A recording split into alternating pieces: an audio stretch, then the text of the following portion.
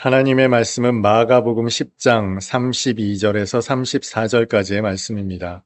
예루살렘으로 올라가는 길에 예수께서 그들 앞에 서서 가시는데 그들이 놀라고 따르는 자들은 두려워하더라.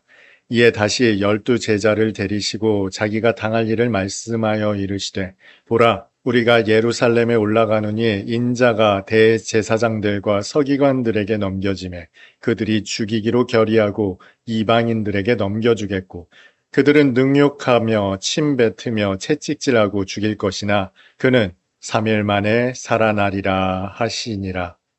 아멘. 프로야구 경기를 보다 보면 다른 경기에서는 보기 어려운 아주 독특한 전략이 있습니다. 보내기 번트라는 전략이 있어요. 이 보내기 번트의 핵심은 나가 있는 주자가 득점권으로 이동하는 것이 목적입니다. 그래서 타자가 죽건 말건 상관없이 주자가 2루 혹은 3루로 이동하는 것을 목적합니다. 타자는 자신은 죽을 가능성이 대단히 높다는 걸 압니다. 그럼에도 불구하고 주자를 진루시키기 위해서 타석에 들어섭니다. 주자가 진루하면 이 타자는 죽더라도 괜찮습니다. 오히려 진루시켰다는 그 사실 하나만으로 다른 선수들 뿐만 아니라 감독, 관중들에게도 환호를 받습니다. 그래서 보내기 번트를 다른 말로 희생 번트라고 하기도 합니다. 세상 살아가는 일에만 희생이 있는 줄 알았더니 운동 경기에도 희생이 있더라고요. 그런데 이 타자로서는 반갑지는 않습니다. 왜냐하면 이 타자가 유능한 선수라면 번트를 시키지 않을 것이기 때문에 그렇습니다. 게다가 번트를 성공하더라도 이 기록은 타자에게는 아주 나쁜 성적으로 기록됩니다. 그의 커리어에도 도움이 되지 않습니다. 그런데도 불구하고 주자를 진루시키는 그 한 가지 목적을 위해서 타석에 들어서는 거예요. 자신이 죽더라도. 여러분 같으면 이 보내기 번트, 희생 번트를 위한 타석에 들어서시겠습니까? 이것이 오늘 본문 말씀을 묵상하는 포인트가 됩니다. 오늘 말씀은 다소 납득하기 어려운 사람들의 모습을 보여주고 있습니다. 32절을 보겠습니다. 예루살렘으로 올라가는 길에 예수께서 그들 앞에 서서 가시는데 그들이 놀라고 따르는 자들은 두려워하더라. 예수께서 예루살렘으로 올라가시는데 사람들의 반응이 납득하기가 어렵습니다. 어떤 사람들은 놀라고 또 어떤 사람들은 두려워했다는 것입니다. 이에 대한 힌트를 찾아보기는 어렵습니다. 결국 이 사람들이 놀라고 두려워했던 이유는 한 가지뿐이에요. 예수께서 예루살렘으로 올라가시는데 앞에 서서 걸어가셨다는 거예요. 이것이 그렇게 놀라운 일입니까? 두려운 일입니까? 그런데 그 이유를 짐작해 볼 만한 대목이 요한복음 11장에 기록되어 있죠. 예수께서 제자들에게 유대로 올라가자 말씀하십니다. 그랬더니 제자들이 이렇게 반문합니다. 아니 주님, 방금 전에도 사람들이 돌로 치려고 했었는데 왜 다시 유대로 올라가자 하십니까? 요한복음 11장은 나사로의 죽음을 기록하고 있는 말씀이에요. 예수께서는 나사로가 죽었음을 아시고 유대로 올라가시고자 했던 것입니다. 그런데 그 유대 지경으로부터 급하게 빠져나온 직후였거든요. 방금도 사람들이 돌을 들어 예수님을 돌로 쳐 죽이려고 했습니다. 이 사실은 공공연한 사실이었습니다. 유대 지도자들은 예수님을 잡고자 혈안이 되어 있었습니다. 그런데 지금 예수께서 다시 유대로 올라가신다 하니 제자들이 만류하지 않았겠습니까? 그 연장선상에서 볼 수 있습니다. 사람들은 이미 알고 있었습니다. 유대 지도자들이 예수님을 잡으려고, 체포하려고 하고 있다는 사실을 알고 있었어요. 그래서 예수께서 예루살렘으로 올라가시는 모습을 보고 어떤 부류는 깜짝 놀랐고 또 다른 부류는 두려워했습니다. 어떤 일이 벌어질지 뻔히 알고 있었기 때문이죠. 그런데 예루살렘을 향한 여정에서 예수님은 다른 누구보다 앞서가고 계셨습니다. 마치 앞으로 일어날 일이 나에게는 일어나지 않을 것처럼 그렇게 행동하셨단 말이에요. 그런데 누구보다 앞서 걸어가는 이 모습 여러분들에게도 낯설지 않을지 모르겠습니다. 어디선가 본 듯한 모습이에요. 바로 열왕기상 18장에 등장하는 엘리야의 모습과 닮아 있습니다. 3년여 동안이나 이스라엘에 가뭄이 들었습니다. 이때 엘리야가 우상의 선지자들을 불러 모읍니다. 그리고 기도를 해서 불이 떨어지면 우상이 참신일 것이고, 엘리야가 기도해서 하늘에서 불이 떨어진다면 여호와께서 참신일 것이다. 대결하자 아주 대대적인 선전포고를 알립니다. 결국 엘리야가 기도하여 하늘에서 불이 떨어졌고, 엘리야는 모여있던 850여 명의 우상 선지자들을 참수합니다. 그리고는 그 자리에 있던 아합 왕에게 큰 비소식이 있을 것입니다. 얼른 마차를 타고 돌아가십시오 말하죠. 그런데 이때 엘리야는 달리는 마차보다도 더 빨리 달려서 이스라엘로 내달렸다 성경이 기록하고 있거든요. 850대 1로 싸워 이긴 승리의 엘리야. 게다가 3년 동안 비가 내리지 않아 가뭄이 극심했던 이스라엘 지경에 그의 기도로 말미암아 하늘이 열리고 비가 내리는, 그야말로 대대적인 승전보를 가지고 달리는 전령과도 같이 그는 전차보다도 더 빨리 이스라엘로 내달렸습니다. 이때 이 엘리야의 모습을 성경은 이렇게 기록하고 있습니다. 열왕기상 18장 46절입니다.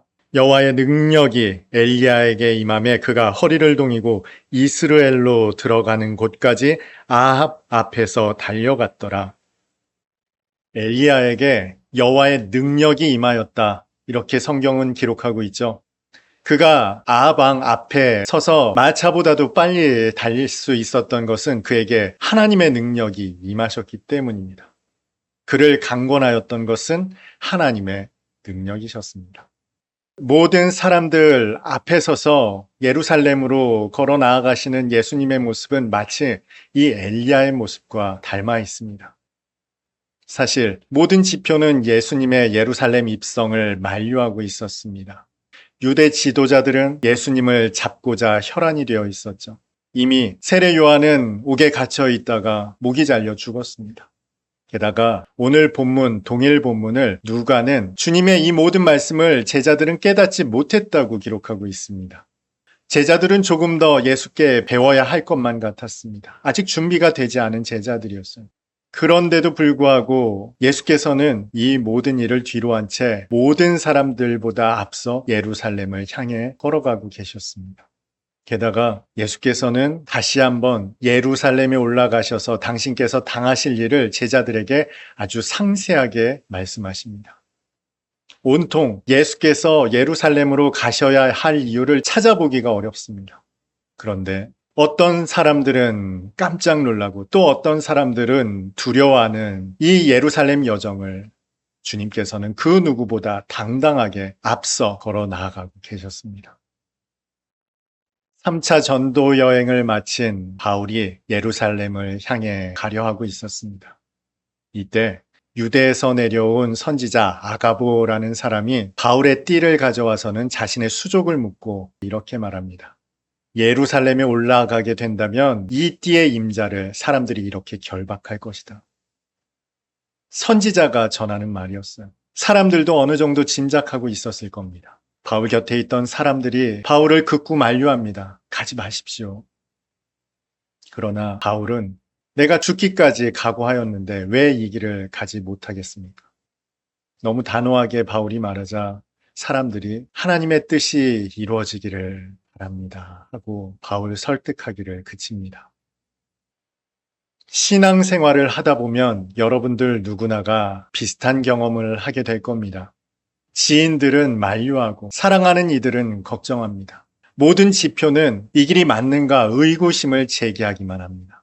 모든 환경도 상황도 여건도 호의적이지가 않은 상황을 겪게 될 것입니다. 심지어 말씀까지도 우리에게 닥칠 고난과 환난만을 이야기합니다. 여러분 이때 어떻게 결정하시겠습니까? 그 가던 길을 멈추시겠습니까? 돌이키시겠습니까? 그 어느 것도 호의적이지가 않아요. 가장 치명적인 것은 여러분의 멘토이거나 믿음의 사람이라고 생각해왔던 사람들까지도 반대하는 입장을 표명하는 때가 있더라는 거예요. 이때 여러분이라면 어떻게 결정하시겠습니까? 그 모든 상황과 여건을 주시하고 이것을 하나님의 뜻으로 받아들일 수도 있습니다. 그러나 모든 지표가 우리의 여정을 가로막고 모든 사람들이 여러분의 일을 반대하는 그때 그 일이 어떻게 시작되었는가를 돌이켜 보아야 합니다. 하나님의 소명이라면, 하나님께서 여러분을 보내신 사명이라면 그것은 어떠한 경우에라도 돌이키지 말아야 할 주님께서 인도하시는 길이 분명하기 때문입니다. 설령 그것이 여러분에게 고난과 보장된 환난이라 할지라도 그 어떤 것도 호의적이지 않더라도 그 길을 걸어가야 할 때가 있습니다. 마치 타석에 들어서면 본인은 아웃될 것이 분명함을 알매도 불구하고 그것이 자신의 커리어와 자신의 앞으로의 삶에 전혀 도움이 되지 않을 것을 너무나 잘 알고 있음에도 불구하고 팀 승리를 위해서 보내기 번트, 희생 번트를 대는 선수와 같이 그 길을 걸어 나아가야만 할 때가 있더라는 거예요. 오히려 그때에는 다른 사람들보다 앞서가야 합니다. 사람들의 이야기가 들리지 않을 만큼 꿋꿋하게, 굳건하게 앞으로 걸어 나아가야 할 때가 있습니다. 왜냐하면 이것이 하나님의 뜻이기 때문에 그렇습니다. 여러분, 하나님의 뜻은 사람들의 뜻과 사람들의 생각과 주어진 환경과 확연하게 다를 수 있어요. 예수님은 지금 그 하나님의 뜻을 이루시기 위해서 모두가 만류하고 반대하는 그 길을 앞에 서서 걸어 나가고 계시는 겁니다. 그 하나님의 뜻은 변개함이 없기 때문에 그렇습니다.